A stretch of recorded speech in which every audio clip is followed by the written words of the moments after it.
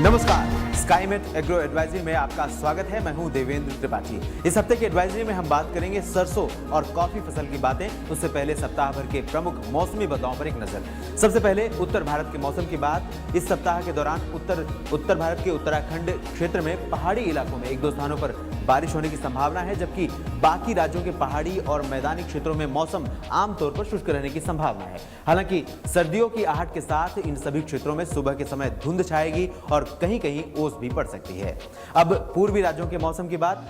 पूर्वी उत्तर प्रदेश, बिहार, झारखंड, पश्चिम बंगाल और पूर्वोत्तर राज्यों में 21 और 22 अक्टूबर को कुछ स्थानों पर बारिश होने का अनुमान है। इसके बाद झारखंड, पश्चिम बंगाल और पूर्वोत्तर राज्यों में एक दो स्थानों पर वर्षा जारी रह सकती है, जबकि शेष भागों में मौसम शुष्क हो जाएगा। इधर ओडिशा सहित मध्य भारत में मौसम कुछ ऐसे रहने वाला है। ओडिशा में भी 21 और 22 अक्टूबर को बारिश कुछ स्थानों पर हो सकती है। इसके बाद वर्षा यहां पर घटेगी, जबकि छत्तीसगढ़, दक्षिणी मध्य प्रदेश, विदर्भ और दक्षिणी गुजरात में 25 से 27 अक्टूबर के दौरान कुछ स्थानों पर वर्षा हो सकती है। महाराष्ट्र और गोवा में भी सप्ताह के आखिरी 2 दिन कुछ स्थानों पर वर्षा होने की संभावना है, जबकि आंध्र प्रदेश और तमिलनाडु के तटवर्ती इलाकों और केरल में इस पूरे सप्ताह कई स्थानों पर वर्षा होते रहने की संभावना है। कर्नाटक में 23 से 26 अक्टूबर के दौरान कई स्थानों पर मध्यम बारिश होगी। एक दो स्थानों पर यहां पर भारी बारिश दर्ज की जा सकती है। अब सरसों की बातें। तिलहन यानी तेल वाली फसलों के उत्पादन और खपत के मामले में भारत का दुनिया में चौथा स्थान है। भारत में सरसों के अलावा सोयाबीन, मूंगफली और तिल सहित 7 तिलहनी फसलों की खेती होती है। कुल तिलहनी फसलों में सरसों का योगदान लगभग 28% है। पूरी दुनिया की अगर बात करें तो सोयाबीन और पाम ऑयल के बाद सरसों तीसरी सबसे बड़ी तिलहनी फसल है। भारत में सरसों की कई किस्में बोई जाती हैं। सरसों की प्रमुख किस्मों का एक संक्षिप्त विवरण यहां पर आप स्क्रीन पर देख सकते हैं। इनमें भारतीय सरसों मुख्यतः उत्तर भारत में, जबकि पीली सरसों की खेती मुख्य रूप से पूर्वी और पूर्वोत्तर राज्यों में की जाती है।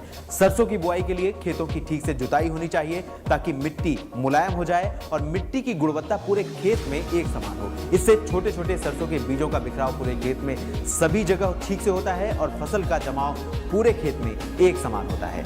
सरसों की बुआई के वक्त खेतों में नाइट्रोजन 60 से 80 किलोग्राम और फास्फोरस 40 से 60 किलोग्राम प्रति हेक्टेयर की दर से डाली जानी चाहिए।